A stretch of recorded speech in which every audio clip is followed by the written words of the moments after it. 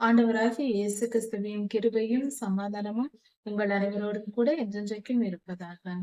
தலைப்பு: நான் உன்னை விட்டு விலகுவதும் இல்லை, உன்னை கைவிடுவதும் இல்லை. எவ்வளவு சரீரத்தில் பலன் இருந்தாலும் ஞானம் இருந்தாலும் மனம் சந்தோஷமாய் இல்லாமல் துக்கம் அடைந்தால் நாம் உடைந்து போவோம், சோர்ந்து போவோம். அதுதான் ஆத்தும பலன். அதைதான் சங்கீதம் 138:3 சொல்லப்பட்டிருக்கிறது, ஆத்துமாவை பலப்படுத்துவார் என்று. மனம் உடைந்து போகாதபடி ஆத்துமாவை பலப்படுத்தி, ஞானத்தில் குறைவுபடாதபடி ஞானத்தை பலப்படுத்தி, நம்மை வளர்த்து, ஞானத்தில் வளர்த்து, சரீரம் சோர்ந்து போகாதபடி சரீரத்திற்கும் பலன் கொடுத்து, இதையெல்லாம் நம்மை கொடுத்து ஆயத்தப்படுத்தி, தேவ சித்தத்தை வெளிப்படுத்தி, அதை புரிந்து கொள்ள பலன் கொடுத்து, அதை தெரிந்து கொள்ள பலன் கொடுத்து, உதாரணத்திற்கு 10 நிமிடம் ஜெபிக்க வேண்டும் என்றால் மனம் ஒருமிக்க வேண்டும். அதற்கு பலன் நமக்கு தேவைப்படுகிறது, மன கட்டுப்பாடு தேவைப்படுகிறது. அதையும் ஆண்டவர் நமக்கு தருவார். 1 மணி நேரம் ஓட சொன்னால் கூட ஓடி வந்து விடுவார்கள் சுலபமாக. ஆனால் 1 மணி நேரம் அமர்ந்து ஜெபிக்க சொன்னால் சற்று கடினமாயிருக்கும் மனதை கட்டுப்படுத்துவது என்பது. பலருக்கு அப்படி இருக்கும், பல சூழ்நிலைகள் எல்லாருக்கும் அப்படி இருக்கும். அது போன்ற சூழ்நிலைகளில் பலத்தின் ஆவியானவர் நமக்குள் வந்து ஜெபிக்க முடியாத நிலையில் நம்மளை ஜெபிக்க வைப்பார். ஊழியம் செய்ய முடியாத நிலையில் நாம் மனம் உடைந்திருந்தால் அந்த நேரத்தில் பலப்படுத்தி நம்மை செய்ய வைப்பார். இப்படி பலத்தின் ஆவியானவர் நமக்குள் வரும்போது நம்மை நன்றாக ஒரு பயன்படுத்துகிற ஒரு நல்ல ஆயுதமாக நம்மை மாற்றுவார். ஏசாயா 11:2. கர்த்தருடைய ஆலோசனையையும் பலனையும் மற்றும் ஆவியானவர் எப்படி செயல்படுவார் என்பதை குறித்து தியானித்து வருகிறோம். இப்பொழுது இந்த செய்தியில் பலனை அருளும் ஆவியானவர், ஆலோசனையும் பலனையும் அருளும் ஆவியானவர் இணைந்தே செயல்படுவார். பலன் என்றால் என்ன, எப்படி நமக்கு அது கொடுக்கப்படுகிறது என்பதை குறித்து நாம் தியானிப்போம். கர்த்தருடைய ஊழியக்காரர்கள், கர்த்தருடைய சித்தத்தை நிறைவேற்றுகிறவர்கள், கர்த்தர் வைத்திருக்கிற இயற்கைக்கு அப்பாற்பட்ட அதை நாம் புரிந்து கொள்ள வேண்டும். ஆவியின் மண்டலத்திற்கேற்ற, அதாவது இந்த உலகத்தில் நாம் செய்கிற செயல்கள் அல்ல, நம்முடைய வாழ்வாதாரத்திற்காக, வாழ்க்கையின் தேவைகளுக்காக நாம் வேலை செய்வது, படிப்பது போன்ற காரியங்கள் அல்ல. தேவ சித்தம் பூமியில் நிறைவேற அதிசயங்கள் செய்வது, அற்புதங்கள், கர்த்தருடைய ஊழியத்தை செய்வது போன்ற காரியங்களில் தேவையான வல்லமை நமக்கு கொடுக்கப்படுகிறது. ஒரு ஊழியக்காரர் இருக்கிறார் என்றால் அவர் தன் சொந்த பலத்தினாலே செய்ய வேண்டியது அல்ல, தேவையில்லை. கர்த்தருடைய பலன் அவருக்கு கொடுக்கப்படும். ஊழியம் செய்கிறவர்களுக்கு கர்த்தருடைய பலன் கிடைக்கும். அந்த தேவ திட்டத்தை நிறைவேற்ற கர்த்தருடைய சித்தமாகிய, அவருடைய விருப்பமாகிய, அவருடைய திட்டத்தின்படி கொடுக்கப்பட்ட வேலையை நாம் சரியாக செய்து முடிக்க அதற்கேற்ற ஆலோசனையையும் பலனையும் கர்த்தர் நமக்கு தருகிறார். அதுதான் ஆலோசனையும் பலனையும் தந்து பரிசுத்த ஆவியானவர் நம்மை வழி நடத்துகிறார். அந்த ஆலோசனையும் பலனையும் அருளும் ஆவி, அதாவது நாம் ஏற்கனவே பார்த்தோம், இந்த வேத பகுதியை தியானிக்கும் பொழுது நம் மனதில் மனோரா, ஆசரிப்பு கூடாரத்தில் வைக்கப்பட்ட குத்து விளக்கை நினைவில் வைத்துக் கொள்ள வேண்டும். கீழே கிண்ணம் இருக்கும், அதன் மேல் அந்த குத்து விளக்கில் முதல் 2 கிளைகளும் ஞானத்தையும் உணர்வையும் அருளும் ஆவியானவரை குறிக்கும். அதற்கு அடுத்தது ஆலோசனையும் பலனையும் அருளும் ஆவியானவரை குறிக்கும். இது படிப்படியாக தான் நமக்கு கொடுக்கப்படுகிறது, ஒரே நேரத்தில் அல்ல, இது ஒரேதடியாக அல்ல. எப்படி எண்ணெய் அடியிலிருந்து கொஞ்சம் கொஞ்சமாக மேலே வருமோ, தீபத்திற்கு எரிவதற்கு போகுமோ, அது போல முதல் 2 கிளைகளும் ஒரே நேரத்தில் பிரியும், 2 பக்கமும் அந்த மனோரா குத்து விளக்கில். அது போல ஞானத்தையும் உணர்வையும் அருளும் ஆவியானவர் ஒரு மனிதனுக்கு கொடுக்கப்பட்டு அந்த மனிதன் செயல்பட ஆரம்பிப்பார், ஒரு ஊழியக்காரர். அதற்கு அடுத்ததாக முக்கியமாக இன்னொரு காரியத்தையும் நாம் தெரிந்து கொள்ள வேண்டும். இந்த மனோரா குத்து விளக்கானது ஆசரிப்பு கூடாரத்தில் பரிசுத்த ஸ்தலத்தில் வைக்கப்பட்டிருந்தது. பரிசுத்த ஸ்தலத்தில் வலது புறத்தில், நாம் இங்கிருந்து வெளியிலிருந்து போகும்போது நமக்கு இடது புறத்தில் வைக்கப்பட்டிருந்தது. அதாவது அதன் பொருள் என்னவென்றால் பரிசுத்த ஆவியானவரை குறிக்கும். பரிசுத்த ஆவியானவர் தீபமாய் அங்கிருந்து ஒளி தருவார் ஆசரிப்பு கூடாரத்தில். இதை நன்கு கவனித்துக் கொள்ள வேண்டும். பரிசுத்த ஸ்தலத்தில் எல்லோரும் நுழைய முடியாது. பரிசுத்த ஸ்தலத்திற்குள் போக தகுதியுடையவர்கள் யார் என்று வேதம் நிர்ணயித்துக் கொடுத்திருக்கிறது. அவர்களே போக வேண்டும். அவர்கள் யார் என்றால், அவர்கள் பிறப்பினால் லேவி கோத்திரத்தால் பிறந்திருக்க வேண்டும். லேவி கோத்திரத்தில் பிறந்தவர்களிலும் கர்த்தரால் அபிஷேகம் பண்ணப்பட்ட ஆசாரியர்களாய் இருக்க வேண்டும். ஆசாரிய பணி செய்கிறவர்கள் மாத்திரமே பரிசுத்த ஸ்தலத்திற்குள் போக முடியும். மற்றவர்கள் பிரகாரத்தில் வெளியே பலிபீடத்தின் அடியில் தான் நிற்க வேண்டும். எல்லோரும் உள்ளே போய்விட முடியாது. அதாவது இன்றைய திருச்சபை என்று சொல்ல போனால், இன்று உலகெங்கும் இருப்பது பலிபீடம் தான். திருச்சபை என்பது பலிபீடம். பலிபீடத்தின் அடியில் நாம் எல்லோரும் போகலாம், வரலாம், தவறில்லை. திருச்சபையில் எல்லா இடத்திலும் நாம் போகலாம். பொதுவாக எல்லா மனிதர்களும் போகலாம், அதில் தவறில்லை. ஏனென்றால் தேவாலயம் கட்டப்பட்டு அதில் பரிசுத்த ஸ்தலம், மகா பரிசுத்த ஸ்தலம் வந்த பின்புதான் அபிஷேகம் பண்ணப்பட்டவர்கள் மட்டும் போக முடியும். பிரகாரம் என்பது கர்த்தருக்கு பலி செலுத்தும் அந்த பலிபீடம் இருக்கக்கூடிய முதல் வெளியில் இருக்கக்கூடிய இடம். பிரகாரம் என்ற பெரிய இடம். அந்த இடத்தில் எல்லோரும் போகலாம். அப்படிப்பட்ட அந்த நிலையில் தான் நாம் எல்லோரும் இங்கு நின்று கொண்டிருக்கிறோம். இன்றைய காலத்தில் நாம் கர்த்தரை ஆராதிப்பது. அங்கு பரிசுத்த ஸ்தலமும், இன்றைய திருச்சபைகளில் பரிசுத்த ஸ்தலம், மகா பரிசுத்த ஸ்தலம் என்பது நம்முடைய இருதயமே தவிர கட்டிடங்களில் இல்லை. நம்முடைய மனதால் பரலோகத்தை நாம் நினைக்கிறோம், கர்த்தரை நினைக்கிறோம். அப்பொழுது பரிசுத்த ஸ்தலம், மகா பரிசுத்த ஸ்தலம் தாண்டி கர்த்தருடைய திருப்பாதம் நினைவுகளால் நம்முடைய ஆவியில் நாம் அடைகிறோம். மாம்சத்தின்படி நாம் பிரகாரத்தில் தான் இருக்கிறோம். சரி, இப்பொழுது ஒரு காரியம் நன்கு தெரிந்து கொள்வோம். ஆசரிப்பு கூடாரத்தில் கர்த்தருடைய ஊழியர்கள் தான் செல்ல முடியும். அங்குதான் மனோராய் வைக்கப்பட்டிருக்கிறது. அங்குதான் அந்த குத்து விளக்கின் வெளிச்சம் கிடைக்கிறது.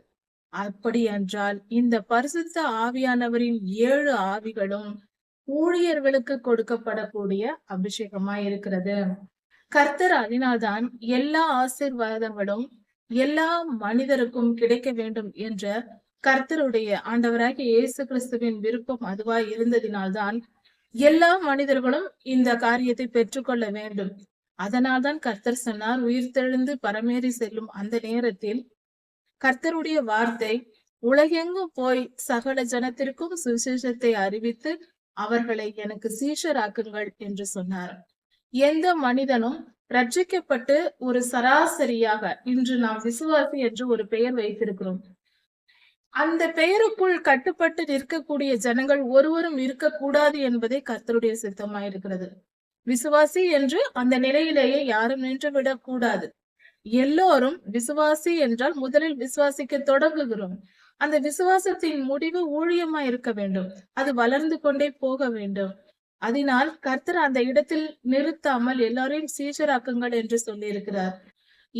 எல்லா இந்த 7 ஆவிகளும் எல்லாருக்கும் கொடுக்கப்பட வேண்டும் என்றால் அவர்கள் ஊழியர்களாய் மாற வேண்டும். கர்த்தருக்கு ஊழியம் செய்யாமல் ஒரு மனிதனும் இருக்கக்கூடாது. ஒரே ஒரு கிறிஸ்தவர் கூட இருக்கக்கூடாது. சிறு பிள்ளைகள் முதல் பெரியோர் வரைக்கும் கர்த்தருடைய ஊழியத்தை செய்ய வேண்டும். தங்களாலான எந்த காரியத்தையாவது செய்ய வேண்டும். ஒரு டிராக்ஸாவது கொண்டு போய் கொடுக்க வேண்டும். நம் நண்பர்களிடத்தில், நாம் அறிந்த மனிதர்களிடத்தில் கர்த்தருடைய வார்த்தையை சொல்ல வேண்டும். சும்மா இருக்க கூடாது. அது தேவ சித்தம் அல்ல. எந்த ஒரு ரட்சிக்கப்பட்ட மனிதனும் அமைதியாய் தன்னுடைய ரட்சிப்பை தானே வைத்துக் கொண்டு அமைதியாய் இருக்க வேண்டும் என்று கர்த்தர் விரும்பவில்லை. அதை நமக்கு வேதம் போதிக்கவும் இல்லை. எல்லோரும் ஊழியம் செய்ய கடமைப்பட்டிருக்கிறோம். அது ஒரு நீதியா இருக்கிறது. அந்த நீதியை நாம் நிறைவேற்றவே வேண்டும். அதை புரிந்து கொள்வோம். அப்படி முதலில் பிரகாரத்தில் நாம் இருக்கும் பொழுது கர்த்தருடைய ரட்சிப்பை பெற்றுக் கொள்கிறோம், ஞானஸ்தானம் எடுக்கிறோம். அப்பொழுது நாம் பரிசுத்தமாக்கப்பட்டு முதல் பாடுகள், அதாவது முதல் திரைச்சீலை இருக்கும். பிரகாரத்தை தாண்டி பரிசுத்த ஸ்தலத்திற்குள் போக வேண்டும் என்றால் ஒரு திரைச்சீலை இருக்கும். அதை தாண்டிதான் போக வேண்டும். அந்த திரைச்சீலை என்பது நம்முடைய பாவ சாபங்களை குறிக்கிறது. நமக்கு வரக்கூடிய நியாய தீர்ப்புகளை குறிக்கிறது. அந்த நியாய தீர்ப்புகளை நாம் பெற்ற பின்பு அந்த ஒரு சட்டம் நிறைவேறும். தேவ திட்டத்தின்படி, தேவ நீதியின்படி நமக்கு சில பாடுகள் வரும். மிகப்பெரிய பாடா இருக்கும். அது உயிர் போகும் நிலைக்கு கூட நமக்கு தோன்றலாம் அப்படி. ஆனால் எந்த பயமும் தேவையில்லை. கர்த்தர் கூடவே இருந்து அந்த ஆபத்தை, அந்த நியாய தீர்ப்பை கொடுத்தாலும் அதிலிருந்து நம்ம விலைக்கு காப்பாற்றி விடுவார். அது தாண்டி போக வேண்டும் அந்த பாதையை. அந்த துன்பத்தை கடந்த பின்பு நாம் கர்த்தருக்கு ஊழியம் செய்ய தொடங்குவோம். அந்த நிலைதான் ஆசாரிய பணி செய்கிற நிலை. அந்த இடத்தில் மனோரா வைக்கப்பட்டிருந்தது. ஊழியர்களுக்கே பரிசுத்த ஆவியானவரின் 7 ஆவிகள் கொடுக்கப்படுகிறது. எல்லோரும் ஊழியக்காரர்களாய் மாற வேண்டும். கர்த்தருடைய ஆவியை பெற்றுக்கொண்டு தேவ சித்தத்தை நிறைவேற்ற வேண்டும். இதுவே தேவ சித்தமாய் இருக்கிறது. கர்த்தருடைய விருப்பமாய் இருக்கிறது. சரி, இந்த வல்லமையுள்ள கர்த்தருடைய பலனை அருளும் ஆவியானவர் நமக்குள் வரும் பொழுது தேவ திட்டத்தை எப்படி நிறைவேற்ற வேண்டும் என்பதை அறிந்து கொண்டு அதை சரியாக நம்மால் செய்ய முடியும். எப்படி செய்ய வேண்டும், எப்பொழுது செய்ய வேண்டும், என்ன செய்ய வேண்டும் என்ற இந்த விஷயங்களை எல்லாம் நாம் கற்றுக்கொண்டு நம்மால் செயல்பட முடியும். ஒரு ஊழியம் செய்கிறோம், கர்த்தருடைய சித்தத்தை நிறைவேற்றுகிறோம், ஆவிக்குரிய காரியங்களில் செயல்படுகிறோம் என்றால் அதில் பல காரியங்கள் இருக்கிறது. கர்த்தருடைய பிள்ளைகள் என்றால் அவர்களுக்கென்று கர்த்தர் பல பொறுப்புகளை வைத்திருக்கிறார். நாம் நினைப்பது போல இவ்வுலக வாழ்க்கை போல ஏதோ கர்த்தரை ஜெபிப்பது, வேதம் வாசிப்பது என்று ஒரு சிறு புள்ளியை மட்டும் பார்த்துவிட்டு அமைதியை அவ்வளவுதான் கிறிஸ்தவ வாழ்க்கை என்று இருந்துவிடக் கூடாது. கிறிஸ்தவ வாழ்க்கை என்பது நம்முடைய ஒவ்வொரு செயல்களிலும் ஊடுருவி பாயக்கூடிய ஒரு காரியமா இருக்கிறது. ஊடுருவி பாயும் ஒவ்வொரு செயல்களும், ஒவ்வொரு நினைவுகளிலும் அது ஒரு தனி உலகம் என்றே சொல்லலாம். இந்த உலகத்தை விட அது பெரிய உலகம். அந்த கர்த்தரோடு இணைந்து வாழ்கிற வாழ்க்கையில் அந்த காரியங்களை எல்லாம் நாம் செயல்படுத்த வேண்டியது நிறைய இருக்கிறது. நாம் செய்ய வேண்டிய காரியங்கள் நிறைய இருக்கிறது. நாம் பெற்றுக்கொள்ள வேண்டியது நிறைய இருக்கிறது. நாம் உழைத்து பெற்றுக்கொள்ள வேண்டியது அதிகமாய் இருக்கிறது. நாம் நினைக்கலாம், பைபிள் படித்தேன், வேதம் வாசித்தேன், திருச்சபைக்கு சென்றேன், அவ்வளவுதான், வேற என்ன செய்ய வேண்டும் என்று. அது அல்ல. உண்மையிலேயே நாம் இன்னும் கிறிஸ்தவ வாழ்க்கை வாழ தொடங்கவில்லை என்று பொருள். அப்படி நினைத்தால் கிறிஸ்தவ வாழ்க்கை என்பது அநேகம் ப்ரொசீஜர்ஸ் இருக்கிறது. அதாவது பல திட்டங்கள் இருக்கிறது, பல செயல்முறைகள் இருக்கிறது, பல காரியங்கள் இருக்கிறது. அது ஒரு தனி உலக வாழ்க்கை என்று சொல்லலாம். அந்த அளவுக்கு அதில் இருக்கிறது. நாம் புரிந்து கொண்டு செயல்பட வேண்டும். உதாரணத்திற்கு ஒரு சின்ன காரியம் சொல்லலாம். நாம் ஒரு ஊழியம் செய்கிறோம், ஒரு இடத்திற்கு போய் ஒரு டிராக்ஸ் கொடுக்கிறோம் என்றால் கூட அந்த ஊழியத்தை செய்வதற்கு பல காரியங்கள் நாம் அதிகம் ஜெபிக்க வேண்டும். என்னவென்று ஜெபிப்போம்? எல்லோரும் ஜெபிக்க வேண்டும் என்று சொல்லிவிடுகிறோம். ஊழியர்கள் போதிக்கிறார்கள், நாமும் கேட்டுக்கொள்கிறோம். ஆனால் என்ன ஜெபிக்க வேண்டும்? அங்குதான் விஷயம் இருக்கிறது. எதை குறித்து ஜெபிக்க வேண்டும்? ஊழியத்திற்கு போக வேண்டும் என்றால் எப்படி ஜெபிக்க வேண்டும்? நம்முடைய அன்றாட வாழ்க்கையில் நாம் எப்படி ஜெபிக்க வேண்டும்? கர்த்தர் நமக்கு என்ன வைத்திருக்கிறார்? அதெல்லாம் சட்டதிட்டங்கள் இருக்கிறது, பல முறைகள் இருக்கிறது. ஜெபிக்க வேண்டும் என்றால் நமக்கு தேவையானதையெல்லாம் கர்த்தரிடம் கேட்டுக்கொள்வது. அது ஒரு குழந்தை பருவம், பிறந்த குழந்தையின் நிலை அது. ஏசப்பா எனக்கு இது வேண்டும், அது வேண்டும் என்றால் ரட்சிக்கப்பட்டு ஓரிரு மாதங்கள் வரைக்கும் அப்படி ஜெபித்துக் கொண்டிருக்கலாம். அதன் பின்பும் அப்படியே இருக்கக்கூடாது. நமக்கென்று சில வழிமுறைகள் இருக்கிறது. ஆவிக்குரிய யுத்தம் செய்ய வேண்டும். அது எப்படி செய்வது? ரட்சிப்புக்கு எதுவாக பலரை நடத்த நாம் அதிகமாய் ஜெபிக்க வேண்டும். எப்படி ஜெபிக்க வேண்டும்? விண்ணப்ப ஜெபம் எப்படி செய்வது? யுத்த ஜெபம் எப்படி செய்வது? நாம் பல ஜெபிப்பதற்கு முன்பு, ஒரு ஊழியத்திற்கு போவதற்கு முன்பு நாம் செய்ய வேண்டிய ஜெபம் என்ன? இப்படி பல காரியங்கள் இருக்கிறது. இதையெல்லாம் நாம் கற்றுக்கொண்டு நாம் கர்த்தரிடத்தில் வேதம் வாசித்து நாம் அமர தொடங்கினால், ஜெபிக்க தொடங்கினால், கர்த்தருக்கு காத்திருக்க தொடங்கினால், அப்படி என்றால் மன வாஞ்சையோடு வேதம் வாசிக்கவும் ஜெபிக்கவும் ஆசையோடு நாம் தொடங்கினால், அப்பொழுது பரிசுத்த ஆவியானவர் நமக்கு எல்லாவற்றையும் போதிப்பார். அவர்தான் ஆலோசனையும் பலனையும் அருளும் ஆவியானவர். அவர் நமக்கு சொல்லி தருவார். இந்த காரியம் இப்படி என்று முதலில் புரிய வைப்பார். ஞானத்தை கொடுப்பார், உணர்வை கொடுப்பார், நமக்கு புரிய வைப்பார். அதற்கு பின்பு நாம் எப்படி செயல்பட வேண்டும் என்பதற்கு ஆலோசனைகளை தருவார். எல்லாம் கொடுத்தாயிற்று. நமக்கு வல்லமை வேண்டும் அல்லவா? மன தைரியம் வேண்டும், சரீரத்தில் பலன் வேண்டும், ஆத்தும பலன் வேண்டும். அதையும் வல்லமையின் ஆவியானவர், பலத்தின் ஆவியானவர் நமக்கு தருவார். சங்கீதம் 138:3 சொல்லுகிறது, கர்த்தர் ஆத்துமாவை பலப்படுத்துகிறார் என்று. பலன் ஆத்துமாவிற்கு கிடைக்கிறது. நம் ஆவி, ஆத்துமா, சரீரம் மூன்றும் பலனடையும். பலத்தின் ஆவியானவர் நமக்கு கொடுக்கப்படும் பொழுது, உதாரணத்திற்கு பலத்தின் ஆவியானவர் நம்முடைய ஆத்துமாவை பலப்படுத்தும் போது நாம் மனம் உடைந்து போக மாட்டோம். துன்பம், வேதனை, போராட்டங்கள், பிரச்சனைகள் வரும் பொழுது நாம் மனம் உடைதல் இருக்காது. அப்படி உடைந்து போயிருந்தாலும் அந்த இருதயம் பலப்பட்டு மீண்டும் கட்டப்படும், மீண்டும் உறுதிப்பட்டு புது பலன் அடையும். இதுதான் ஆத்தும பலன். ஆண்டவராகிய இயேசு கிறிஸ்து கெத்செமனே தோட்டத்தில் சிலுவைக்கு போவதற்கு முன்பாக ஒரு தூதர் வந்து ஆண்டவரை பலப்படுத்தினார். அது ஆவிக்குரிய பலன். அவரை பலப்படுத்தினார். ஆண்டவராகிய இயேசு கிறிஸ்துவும் பலத்தின் ஆவியானவரால் இன்னும் அதிகமாய் பலப்பட்டார். அவர் வந்து பேசினார், பல காரியங்களை சொன்னார். ஆண்டவராகிய இயேசு கிறிஸ்துவும் பலப்பட்டு தம்முடைய ஊழியத்தை நிறைவேற்ற அங்கு பலன் அடைந்தார். அவர் வந்து கண்ணீர் விட்டு ஜெபிக்கும் பொழுது அவருடைய வேர்வையே இரத்தத்தின் பெருந்துளிகளாய் வந்தது என்று சொல்லப்பட்டிருக்கிறது. அந்த அளவுக்கு நரம்புகள் வெடித்து ரத்தம் வரும் வரைக்கும் அந்த அளவுக்கு ஆண்டவர் ஜெபித்திருக்கிறார். உள்ளான இருதயத்தில் இருந்து ஆத்தும பாரத்தோடு அவர் ஜெபித்திருக்கிறார். அதிக போராட்டம் அப்பொழுது இருந்திருக்கிறது. மிக மன உடைதல் ஏற்பட்டிருக்கிறது. அந்த ஆத்தும பலன், அந்த இடத்துல தான் கர்த்தர் ஆத்தும பலனை கொடுக்கிறார். ஆவியின் மண்டலத்திலிருந்து, பரலோகத்திலிருந்து வந்து ஆத்துமாவை பலப்படுத்துகிறார். ஆவிக்குரிய பலனையும் தருகிறார். இப்படி தந்ததினால்தான் அவரால் சிலுவை மரணத்தை சுமக்க முடிந்தது. அந்த பாடுகளை பொறுத்து சகித்து இருக்க முடிந்தது. இப்படி அவர் பலப்பட்டார். பழைய ஏற்பாட்டில் நியாயாதிபதிகள் புஸ்தகத்தில் சிம்சோன் ஐயாவின் வாழ்க்கையை பார்க்கும்போது கர்த்தருடைய ஆவியானவர் வரும்போது அவருடைய சரீரத்தில் பலன் ஏற்பட்டு ஆவியானவர், பலத்தின் ஆவியானவர் அவரை நிரப்புகிறார். தேவ சித்தமான, அது தேவ திட்டம் தான், பெலிஸ்தியர்கள் அழிக்கப்பட வேண்டும் என்று. அதற்காக தான் சிம்சோனையை ஆயத்தப்படுத்தினார் என்று வேதம் சொல்லுகிறது. இப்படி பெலிஸ்தியரை அழிக்க கர்த்தர் சிம்சோனை பயன்படுத்தினார். பலத்தின் ஆவியானவர் வந்து சிம்சோனையாவை நிரப்பி அப்பொழுது சிம்சோன் ஐயா மூலமாக பெலிஸ்தியர்கள் அழிக்கப்பட்டார்கள். அவர்கள் மிகவும் அக்கிரமக்காரர்களாய் இருந்தார்கள். கோலியாத்தின் ஜனங்கள், அவர்கள்தான் பெலிஸ்தியர்கள். பலத்தின் ஆவியானவர் அப்போஸ்தலர் 1 அதிகாரம் 8 வசனத்தில் சொல்லப்பட்டிருக்கிறது.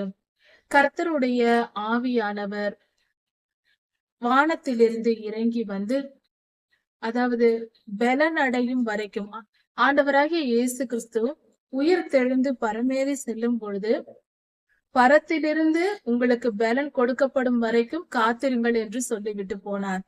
அப்பொழுது அங்கிருந்த 500 பேரும், ஆண்டவராகிய இயேசு கிறிஸ்து மேலே மேகத்தில் ஏறி போவதை பார்த்து கொண்டிருந்த 500 பேரும் கேட்டுக்கொண்டிருந்தார்கள்.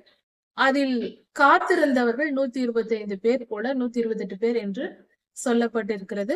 அவர்கள் அங்கு ஜனங்கள் காத்திருந்தார்கள். இப்படி அங்கு காத்திருந்தவர்கள் கர்த்தருடைய பரிசுத்த ஆவியானவரின் அபிஷேகம் பற்றி அந்நிய பாஷைகளில் பேசினார்கள், பலனடைந்தார்கள். ஆவிக்குரிய பலனை பெற்றுக் கொண்டார்கள். பலத்தின் ஆவியானவரால் நிரப்பப்பட்டு அவர்கள் 7 ஆவிகளாலும் நிரப்பப்பட்டார்கள். அவர்கள் எல்லாம் சீஷர்கள். ஆண்டவராகிய இயேசு கிறிஸ்து உயிர்த்தெழும் வரைக்கும் அவர்கள் இருந்த நிலை வேறு. சீஷர்கள் பரிசுத்த ஆவியானவரால் நிரப்பப்பட்ட பின்பு அவர்களுடைய இருக்கும் நிலை வேறு. ஆண்டவராகிய இயேசு கிறிஸ்து சிலுவைக்கு போகிறார் என்றதும் நம்மையும் பிடித்து விடுவார்களோ என்று பயந்து கொண்டு எல்லோரும் ஓடி போனார்கள். ஆண்டவரோடு கூட யாரும் இல்லை, ஓடி போய் விட்டார்கள். தனித்து ஆண்டவர் இருந்தார் சிலுவையில். அப்படி இருந்த நேரம் போக, ஆனால் ஆண்டவருடைய உயிர்த்தெழுந்த பின்பு, பரிசுத்த ஆவியானவரை பெற்ற பின்பு தங்களை தாங்களே சிலுவைக்கு ஒப்பு கொடுக்கவும் ஆயத்தமாய் இருந்தார்கள். எத்தனை அற்புதங்கள், எத்தனை அடையாளங்கள் செய்தார்கள். என்ன வந்தாலும் தங்கள் ஜீவனை ஒரு பொருட்டென்று யாரும் நினைக்கவே இல்லை. இப்படி சிலுவையில் தலைகீழாக தொங்க விடப்படுவதற்கு நேராக வேண்டாம், தலைகீழாக தொங்க விடுங்கள் என்று இன்னும் அதிக துன்பத்தை ஏற்றுக்கொள்ளும் அளவிற்கு அவர்கள் பலன் அடைந்திருந்தார்கள். எப்படி இவர்கள் அந்த அளவுக்கு பக்தி வைராக்கியம் இவர்களுக்கு வந்தது என்றால், பரிசுத்த ஆவியானவர், பலத்தின் ஆவியானவர் அவர்களை நிரப்பியதினால்.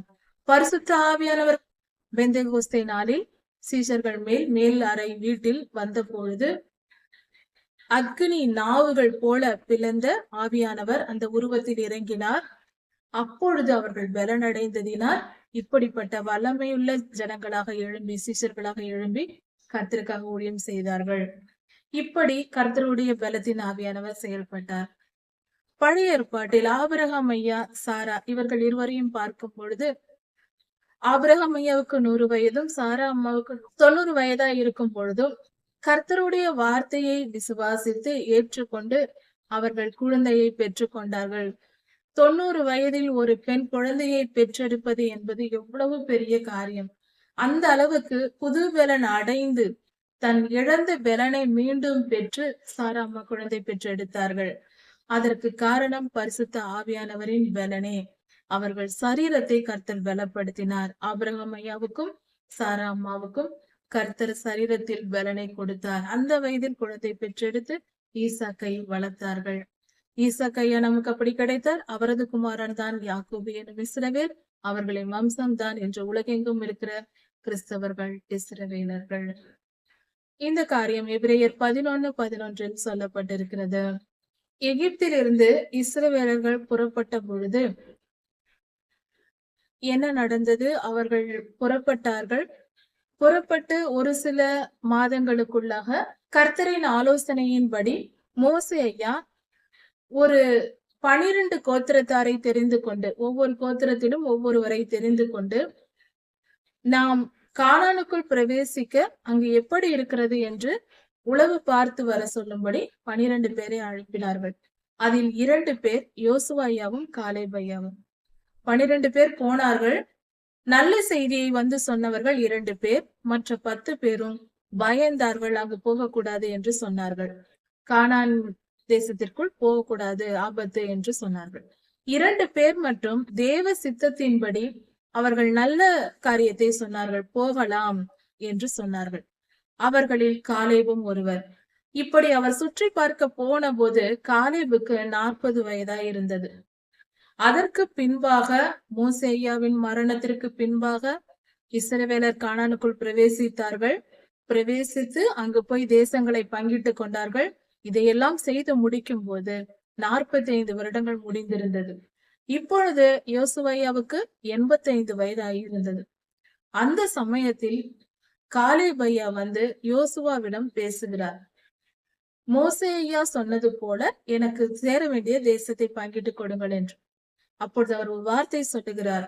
நான் 40 வயதில் கானானை சுற்றி பார்க்க போனேன். அப்பொழுது எனக்கு இருந்த பலன் இப்பொழுது எனக்கு 85 வயதாகிறது. இன்றும் எனக்கு அதே பலன் இருக்கிறது என்று சொன்னார். மோசே ஐயாவும் ஊழியத்திற்கு வரும் பொழுது அவருக்கு வயது 80. அவர் மலை மேல் ஏறி தன் ஜீவனை விட்ட பொழுது அவருடைய வயது 120. 40 வருடங்கள் ஒரே பலனோடு சரீரத்தில் இருந்திருக்கிறார்கள். ஆபிரகாம் ஐயா, சாரா அம்மா, யோசுவா ஐயா, காலேப் ஐயா, மோசே ஐயா இவர்கள் எல்லோரும் சரீரத்தில் ஒரு குறைவும் இல்லாமல் 40 வருடங்கள் 100 வருடங்கள் என்று இருந்திருக்கிறார்கள். பலன் குறையாமல் அப்படியே இருந்தார்கள் என்றால் நிச்சயம் இது சூப்பர் நேச்சுரல் பவர், இயற்கைக்கு அப்பாற்பட்ட சக்தியாய் இருக்கிறது. இப்படிப்பட்ட பலனை யார் கொடுத்தார்? பரிசுத்த ஆவியானவர். பரிசுத்த ஆவியானவர், ஆலோசனையும் பலனையும் அருளும் ஆவியானவர் அவர்களுக்குள் இருந்ததினால் அவர்கள் சரீரத்தில் பலப்பட்டு, ஏனென்றால் இவர்கள் எல்லோரும் கர்த்தருக்கு ஊழியம் செய்தவர்கள். அவர்களுடைய ஊழியத்தில் கர்த்தர் பலன் தந்தார். அதாவது பலன் என்பது ஒரு மனிதனுக்கு சரீரத்தில் பலன் கொடுக்கப்படுகிறது, ஆவியில் பலன் கொடுக்கப்படுகிறது, ஆத்மாவில் பலன் கொடுக்கப்படுகிறது. கர்த்தருடைய வார்த்தையை புரிந்து கொள்ள நமக்கு பலன் கொடுக்கப்படுகிறது, ஆவிக்குரிய பலன் தரப்படுகிறது. கர்த்தருடைய சித்தத்தை, அவருடைய விருப்பத்தை அறிந்து கொள்ள, தெரிந்து கொள்ள நமக்கு ஞானம், உணர்வு போன்ற காரியங்கள் கொடுக்கப்பட்டு நாம் பலப்படுகிறோம். அறிவில் பலப்பட்டு இருந்தால்தான், ஞானத்தில் பலப்பட்டு இருந்தால்தான், துளியோண்டு அல்ல, பெரிய ஞானம் வேண்டும். தேவ சித்தத்தை, திட்டத்தை அறிய வேண்டும் என்றால் அதிக ஞானம் தேவை. அந்த ஞானத்தை பெறுவதற்கு பலத்தின் ஆவியானவர் நமக்கு தருகிறார்.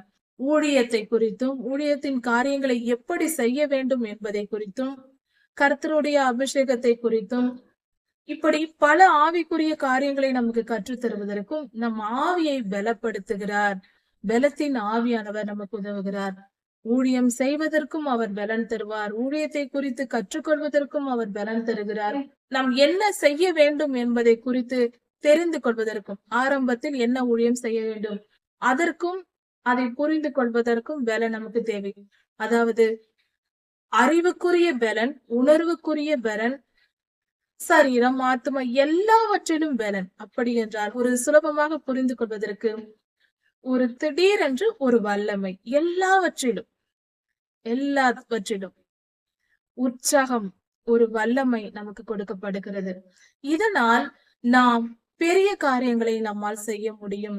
நம்முடைய அறிவு பெருகி போகும், நம்மளுடைய சரீர பலன் பெருகி போகும், நம்முடைய மன சந்தோஷம் பெருகி போகும்.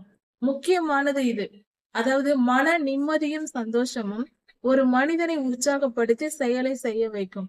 எவ்வளவு சரீரத்தில் பலன் இருந்தாலும் ஞானம் இருந்தாலும் மனம் சந்தோஷமா இல்லாமல் துக்கம் அடைந்தால் நாம் உடைந்து போவோம், சோர்ந்து போவோம். அதுதான் ஆத்தும பலன். அதைதான் சங்கீதம் 138:3 சொல்லப்பட்டிருக்கிறது, ஆத்துமாவை பலப்படுத்துவார் என்று.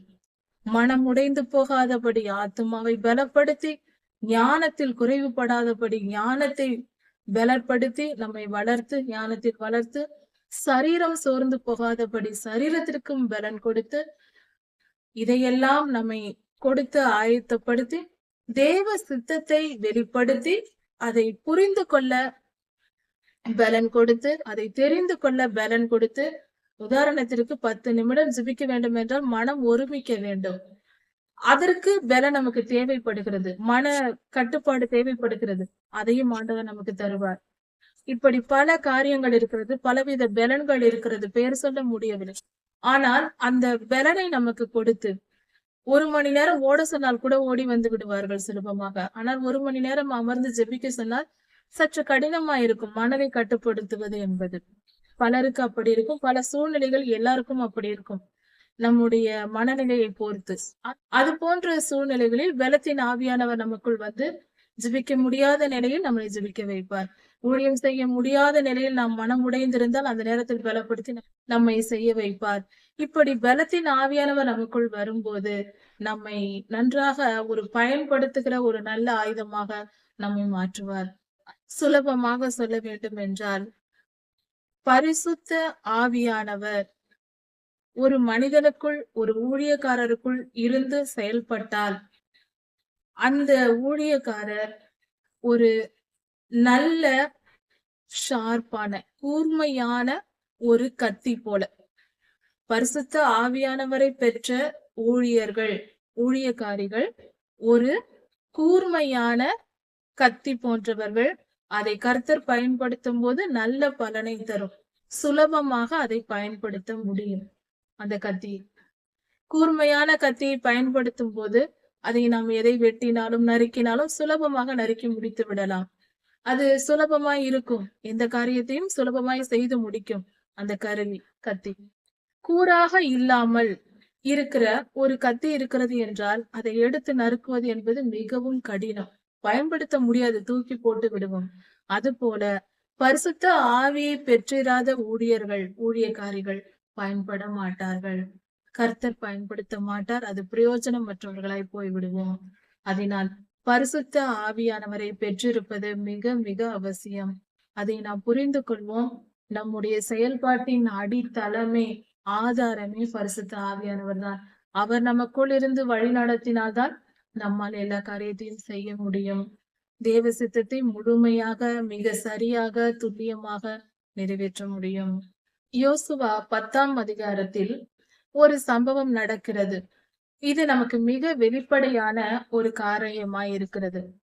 அதாவது யோசுவா யுத்தம் செய்கிறார்.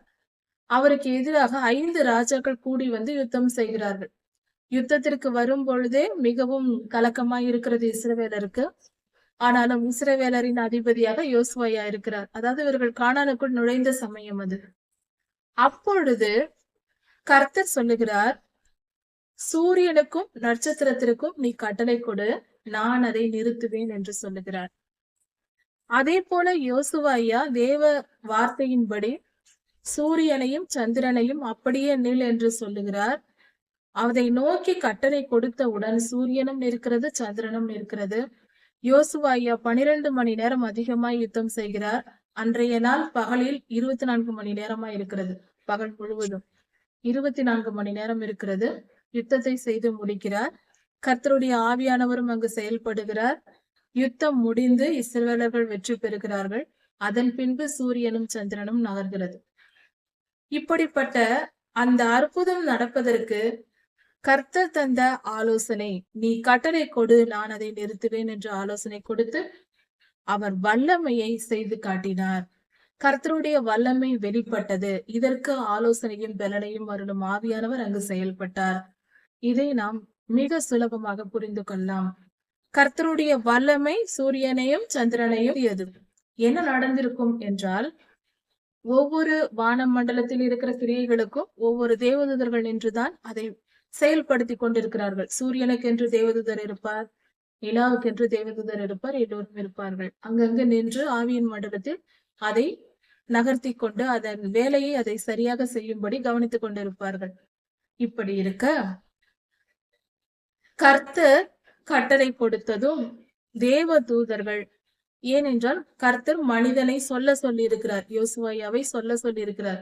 இதில் ஆச்சரியம் என்னவென்றால், ஆதியிலே மனிதனை படைத்த பொழுது கர்த்தர் பூமியை மனிதனுக்கு அதிகாரத்தை கொடுத்தார். பூமியின் மேல் சகலத்தையும் ஆண்டு கொள்ளுங்கள் என்றார். ஆனால் யோசுவாயாவுக்கு சூரியன் மேலும் நிலாவின் மேலுமே அதிகாரம் கொடுத்து விட்டார். நீ சொல், அது நிற்கும் என்றால் அதே போல நின்றது. அப்படி என்றால் வானத்தில் இருக்கிற கிரகங்களின் மேலும் கர்த்தர் நமக்கு அதிகாரத்தை கொடுத்திருக்கிறார் என்பது இங்கு தெரிகிறது.